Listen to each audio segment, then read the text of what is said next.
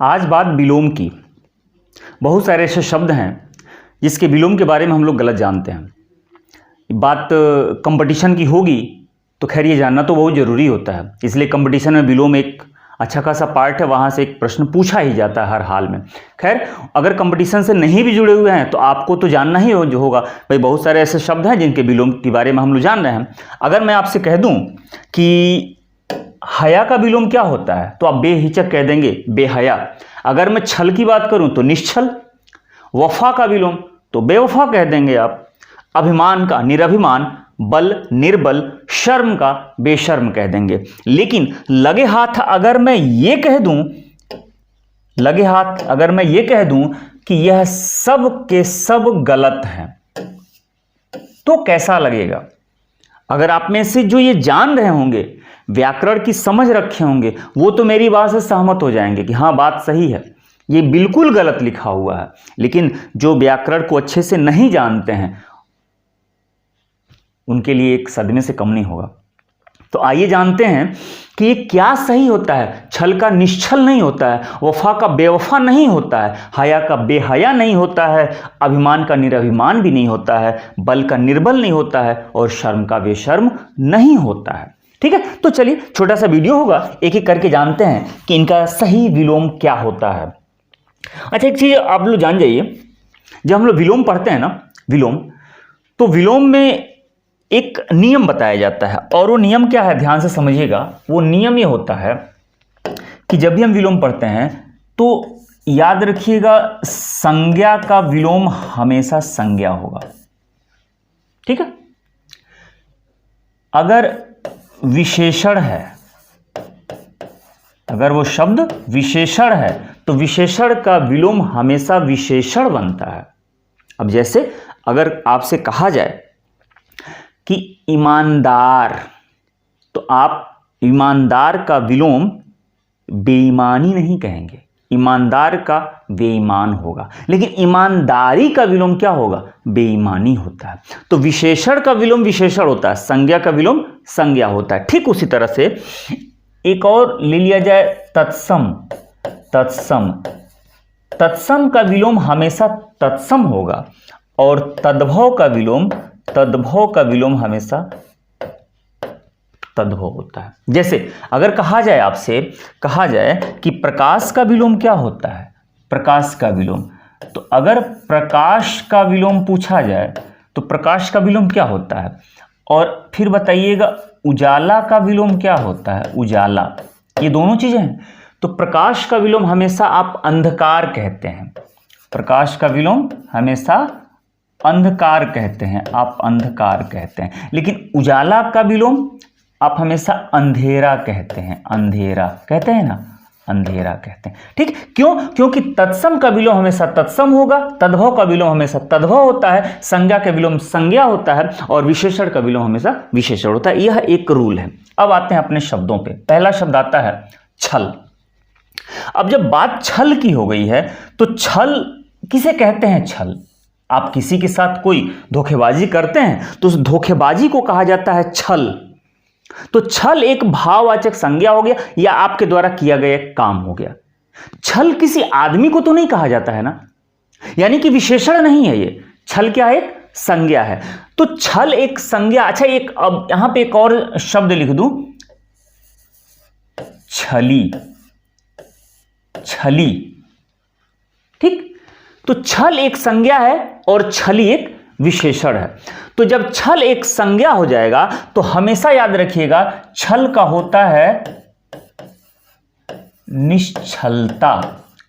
छल का विलोम निश्छलता होगा और छली का विलोम जो होगा वो होगा निश्छल।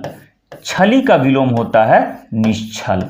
ठीक है, कि क्योंकि यह दोनों शब्द विशेषण है, यानी कि हम किसी को कह रहे होते हैं वह छली है, वह निश्छल है।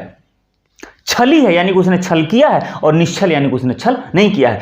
छल एक भाव है और निश्छलता एक भाव है। तो याद रखिएगा ये विलोम। फिर अगले शब्द पे अगर जरा आ जाएं, अगला शब्द देखिए, बड़ा ही मजेदार शब्द है, वफा, हया और शर्म। तीनों को एक साथ देख लिया जाए। वफा जब आप कहते हैं, वफा तो वफा का मतलब होता है वचन निभाना, अपनी बात पर टिके रहना। यह एक भाव है, एक भाव है। जबकि आप कहते हैं बेवफा, तो बेवफा एक विशेषण है, यानी कि आप किसी को कह रहे होते हैं। तो वफा का जो विलोम होगा वह बेवफा नहीं होता है। वफा का विलोम क्या होता है? वफा का विलोम होता है बेवफाई। बेवफाई यानी कि ये भी भाववाचक संज्ञा और ये भी भाववाचक संज्ञा। वफा एक भाव हो गया और बेवफाई भी एक भाव हो गया। लेकिन अब किसी को कहिए यानी कि विशेषण बनाइए, तो जब किसी को कहेंगे यानी कि विशेषण बनाएंगे तो अब यहां पर हो जाएगा वफादार। आप कह सकते हैं वफादार, वफादार, वफादार। अब वफादार, अब वफादार तो हम किसी को कह रहे हैं ना कि वो वफादार है। आप ये नहीं कह सकते वह वफा है ना, आप ये भी नहीं कह सकते वो बेवफाई है ना। ये वफा और बेवफाई ये संज्ञा हो गई। लेकिन आप कहते हैं वफादार, तो किसी को कह रहे हैं यानी कि विशेषण है। तो जब वफादार कहते हैं तो इसका विलोम बनेगा बेवफा, इसका विलोम बनेगा बेवफा। तो ये देखिएगा, ये एक दूसरे का विलोम हो गया, ये एक दूसरे का विलोम हो गया, ये एक दूसरे का विलोम हो गया। बेवफा का वफादार, वफादार का बेवफा, लेकिन वफा का बेवफाई। ठीक उसी तरह से एक और बात है, बेवफा का वफादार को एक और शब्द से कहते हैं बावफा, बावफा। ठीक है, ये वफादार को ही बावफा भी कहा जाता है। तो ये एक दूसरे का विलोम हो गया, ध्यान से देखिएगा। अब आता है हया। हया का मतलब होता है लाज, लज्जा, शर्म, शालीनता। ठीक है, ये एक दूसरे के पर्यायवाची है, एक दूसरे को कहा जाता है। ठीक है, अब ये भी एक संज्ञा है, ये भी एक संज्ञा है। भाई लाज है तो लाज आप किसी को कह तो नहीं रहे हैं, हया किसी को कह नहीं रहे हैं, शर्म किसी को नहीं कह रहे हैं, लज्जा किसी को नहीं कह रहे हैं, ये सब।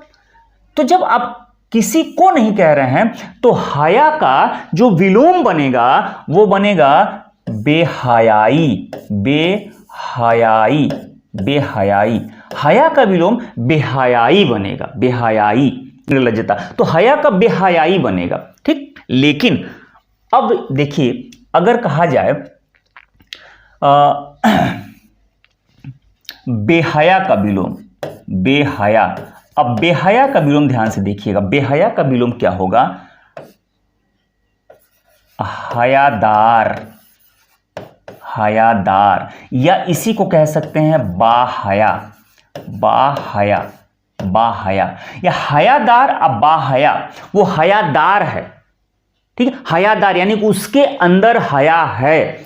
बाहया यानी कि वो उसके पास हया है। लेकिन अब उसका विलोम बनाइए बेहया, उसका विलोम बनाइएगा बेहया। ये हो गया विलोम उसका बेहया, बेहया उसका विलोम हो गया। ठीक है, लेकिन हया का विलोम जो होगा वो, सॉरी, जो हया का विलोम होगा वो होगा बेहयाई, हया का विलोम बेहयाई। ठीक उसी तरह से शर्म के विलोम की बात किया जाए, शर्म का विलोम, तो आप सीधी सी बात, अगर बात हम शर्म की कर रहे हैं तो हम शर्म किसी को कह तो नहीं रहे हैं, शर्म किसी को कह नहीं रहे हैं, लेकिन जब विलोम आपसे पूछा जाता है तो आप कह देते हैं बेशर्म। तो ये गलत हो जाएगा। क्यों गलत हो जाएगा? कि बेशर्म किसी को कहा तो जाता है ना, यानी कि विशेषण है और ये संज्ञा है। तो संज्ञा का विलोम विशेषण नहीं होता है, शर्म का विलोम बेशर्मी हो जाएगा। ये बेशर्म न होकर के क्या हो जाता है? बेशर्मी, बेशर्मी, बेशर्मी। तो शर्म का विलोम बेशर्मी होता है।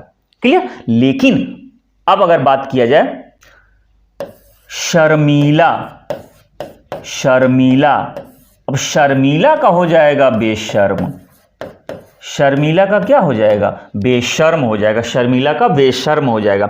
ऐसे शर्मीला का एक और कह सकते हैं बाशर्म, बाशर्म कह सकते हैं आप। ठीक है, तो शर्म का बेशर्मी हो सकता है, निर्लज्जता हो सकता है, लेकिन बाशर्म या शर्मीला का होता है बेशर्म। ठीक, अब जरा अगले शब्द पे चलते हैं। ये देखिएगा बल। जनरली पूछा जाता है कि बल का क्या होता है, तो लोग कह देते हैं निर्बल, निर्बल, लेकिन ना, ये गलत है। निर्बल नहीं होगा, बल का निर्बल नहीं होगा। क्यों? बल, बल आप किसी को कह नहीं रहे होते हैं, लेकिन निर्बल, निर्बल आप किसी को कहें, वह निर्बल है। यानी उसके पास बल नहीं, आप किसी को कह रहे हैं ना, तो ये संज्ञा है और ये विशेषण है, तो ये नहीं हो सकता, बल का निर्बल नहीं होता है। अब जब बल का निर्बल नहीं होता है तो क्या होता है, देखिएगा, आप जब कहेंगे बल, ठीक, और कहें बली या बलशाली, देखिएगा दोनों में ध्यान दीजिएगा, ये बल लिखा है, बली या बलशाली, या एक और शब्द का इस्तेमाल कर देते हैं सबल, यानी कि यह तीनों शब्द आप किसी को कह रहे होते हैं, आप किसी को कह रहे होते हैं, यानी कि विशेषण है। तो विशेषण का जब विलोम बनेगा तब बनेगा निर्बल, यानी कि जिसके पास बल नहीं है, जिसके पास बल नहीं है। लेकिन अब बल की बात किया जाएगा तो यहां पे आप कह सकते हैं बलहीनता, बलहीनता, बलहीनता आप कह सकते हैं, बलहीनता, यानी कि भाववाचक संज्ञा आपको बनाना है, भाववाचक संज्ञा बनाना है। आप निर्बलता कह सकते हैं, निर्बलता कह सकते हैं, निर्बलता कह सकते हैं, यानी कि संज्ञा का विलोम संज्ञा होगा, ये आप किसी को नहीं कहेंगे। बल का बलहीनता, निर्बलता आप कह सकते हैं, लेकिन बली, बलशाली आप किसी को कह रहे हैं, सबल किसी को कह रहे हैं, तो इसका विलोम होगा निर्बल हो जाएगा, ठीक है। अब एक और शब्द मैंने आप लोगों के लिए लिया था, वो कौन सा शब्द है, अभिमान। अभिमान का बहुत सारे लोग इसको जानते हैं, अभिमान का निरभिमान, अभिमान का बहुत सारे लोग निरभिमान जानते हैं, लेकिन ना, अभिमान का निरभिमान नहीं होगा। देखिए, अभिमान का जो होगा, अभिमान का मतलब तो जानते हो, अभिमान का मतलब घमंड, और जब घमंड है तो विनम्रता, विनम्रता, अभिमान का जो विलोम बनता है वह विनम्रता बनता है, इसलिए कि अभिमान का अर्थ घमंड होता है। आप घमंडी नहीं कह रहे हैं, घमंडी नहीं कह रहे हैं, ठीक है। अभिमान, अब यहीं पे आप कह देते अभिमानी, अभिमानी, अभिमानी, ठीक है। अभिमानी का मतलब आप किसी को कह रहे हैं, यानी घमंडी आप कह रहे हैं, तो बनेगा निरभिमान, निरभिमान, निरभिमान। ये निरभिमान, यह विशेषण शब्द। अच्छा, एक और बात याद रखिएगा, निरभिमानी नहीं होता है, निरभिमानी कोई शब्द नहीं होता है, निरभिमानी कोई शब्द नहीं होता है, ये गलत शब्द है। निरभिमान सही है, और वह किसका विलोम है, अभिमानी का विलोम निरभिमान होता है, यानी कि यह विशेषण से विशेषण बनेगा, विशेषण का विलोम विशेषण बनता है, अभिमान का विलोम विनम्रता बनता है, यानी कि अभिमान जो है यह संज्ञा है, तो संज्ञा का विलोम संज्ञा और विशेषण का विलोम विशेषण बनता है। तो ये कुछ ऐसे शब्द हैं जिसका गलत विलोम लोग जानते हैं, समाज में प्रचलित भी है। खासतौर से इसका बड़ा नुकसान होता है जब बच्चे एग्जाम देने जाते हैं, कंपटीशन की तैयारी कर रहे होते हैं। तो उम्मीद करता हूं कि मेरी बातें समझ में आई होंगी, ठीक है। तो अगर अब तक सब्सक्राइब नहीं किए होंगे तो कर दीजिएगा, लाइक भी कर दीजिएगा और किसी के पास शेयर भी कर दीजिएगा। मज़ा आता है, आपका ये प्यार मिलता है, थोड़ा सा हौसला बढ़ता है, ठीक है। मिलते हैं किसी ऐसे ही मज़ेदार वीडियो के साथ, तब तक आप अपना ख्याल रखिए, बाय बाय।